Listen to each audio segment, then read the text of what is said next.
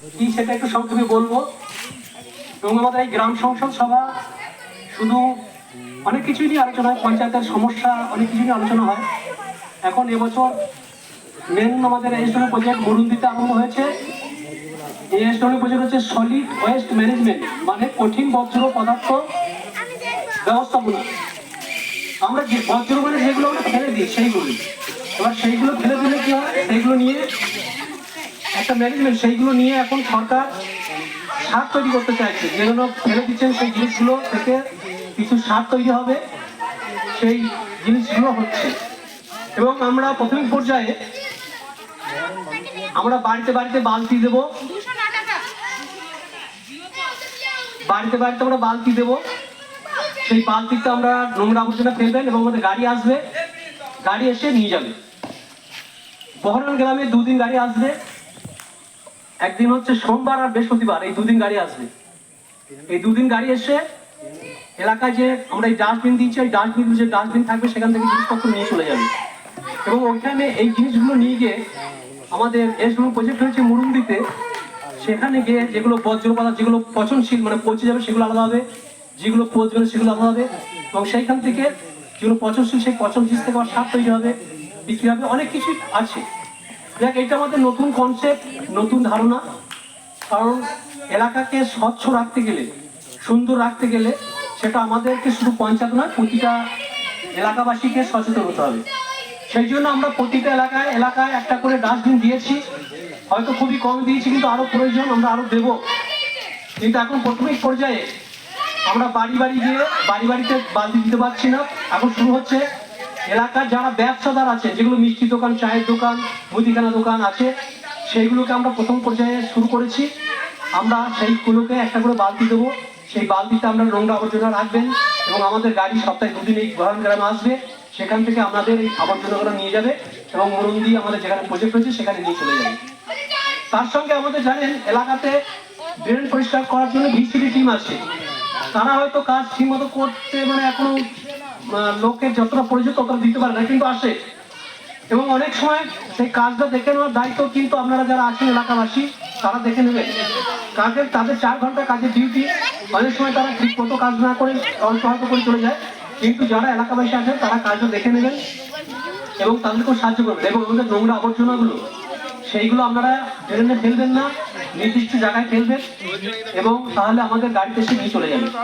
এখানে যদি সপ্তাহে 2 দিন গাড়ি না আসে, তাহলে সে ব্যাপারেও আপনারা আমাদেরকে জানাতে পারেন। তুমি যদি কাজ ঠিকঠাক না করো সে ব্যাপারেও আমাদেরকে জানাতে পারেন।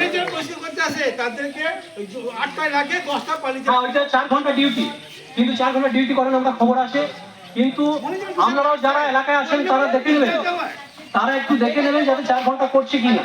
যদি 4 ঘন্টা না করে আমরা বলবেন যে 4 ঘন্টা ডিউটি করার দায়িত্ব কেন করছো না। যদি না কথা না শুনে আমরা মেম্বারকে জানাতে পারি, কিংবা আমাদের লিখিতভাবে পিটিশন আমাদের করবেন, তাদের বিরুদ্ধে আমরা ব্যবস্থা নেব। এটা করতে হবে। আমরা দেখবেন কিছুদিন আগে বাড়ি বাড়ি শৌচালয় নিয়ে আমরা একটা ব্যাপক প্রচার করেছিলাম, কিন্তু এখন বাড়ি বাড়ি শৌচালয় নিয়ে আর বলতে হয় না, এটা অটোমেটিক্যালি হয়ে গেছে।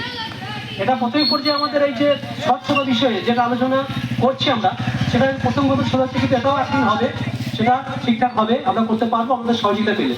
আপনারা সহযোগিতা করবেন। আরও বাড়ি বাড়ি শৌচাগার করে আপনারা সরকারকে সহযোগিতা করেছেন। এখন আমাদের মাঠে ঘাট ওপেন ডেফিনেশন হয় না, তো যদি কারো হয়ে থাকে, যদি কারো শৌচাগার প্রয়োজন হয়, সেটা ব্যাপারে অনলাইনে এখন চলছে, তারা কাজ করবেন, আমরা এখন পরিষ্কার করে দিচ্ছি।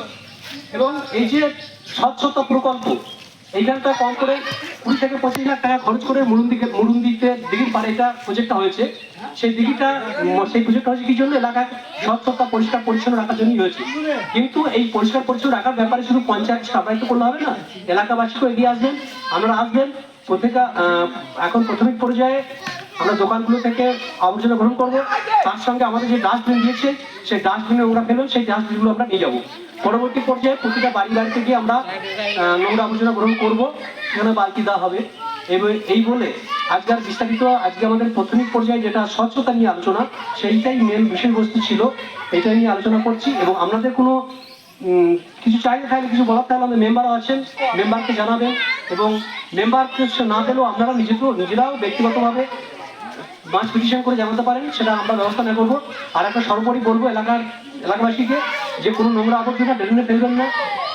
ড্রেনে ফেললে সেই ড্রেনটা জমে গেলে সেখানে নোংরা দেখাশি ব্যবস্থা হবে না।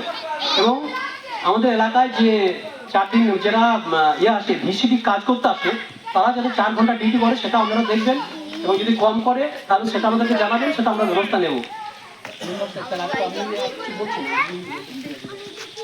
তাহলে এইটাই আমাদের আজকে বার্তা ছিল, স্বচ্ছতা এবং SW প্রজেক্ট। এটা প্রাথমিক পর্যায়ে আমাদের শুরু হচ্ছে, এরপরেও আমাদের বিভিন্ন পর্যায়ে আমাদের আলোচনা আরো থাকবে।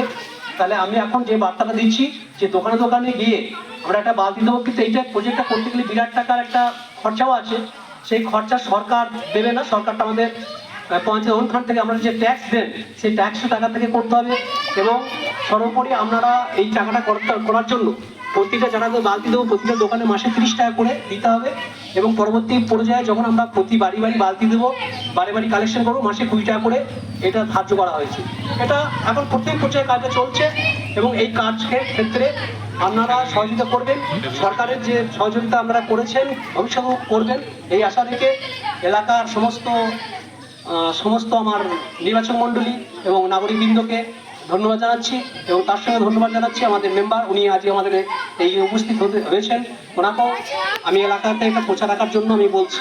তার সঙ্গে আরেকটা বিশেষ ঘোষণা, আগামী 24 তারিখে যারা কৃষক বন্ধু পান তাদের কৃষক বন্ধু KYC করতে হবে। কী কী লাগবে নামের লিস্ট মেম্বারকে দেওয়া হবে, মেম্বারের কাছ থেকে জেনে নেবেন কার কার নাম আছে। আপনারা 24 তারিখে গিয়ে ওখানে আপনারা KYC করে আসবেন, তাহলে KYC না করলে পরবর্তীকালে টাকা ঢুকবে না। আর একটা হচ্ছে বিশেষ ঘোষণা, কালকে আমাদের সমবায়িক টাকা কালকে বিল হবে। সমবায়িক টাকা যারা অ্যাপ্লিকেশন করেছেন সবাই পাবে না, কিছু কিছু জন পাবেন। সেই লিস্টটা আপনাদের মেম্বার কাছে জেনে নিতে পারেন, কারা কারা পাবে, সেই গিয়ে কালকে টাকা দেওয়া হবে সমবায়িক টাকা।